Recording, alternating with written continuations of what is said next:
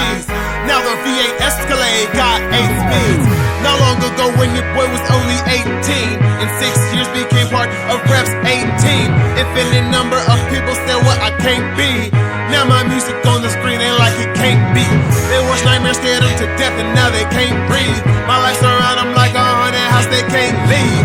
And believe me, this just the beginning. Just gotta keep climbing, continue ascending. This game is no joke, you gotta keep winning. Otherwise fall victim to others' agenda. First opportunity they'll play you like a marimba. Drumline your head, snare, bass, and finally simple.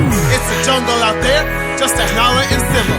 Folks learn to hate you and pass that hate down to descendants. Wanna see a man like me? Just surrender. Too bad the champ is here, taking all other contenders. Remember my name and all I became. The fortune and fame from shackles and chains. My spirit won't break, never let them take what made me so great. It runs through my veins. Cruises to the Bahamas, a break from prior trauma. Killing the game like Obama did to Bin Laden. On my SEAL Team 6, came up, all of them surprised.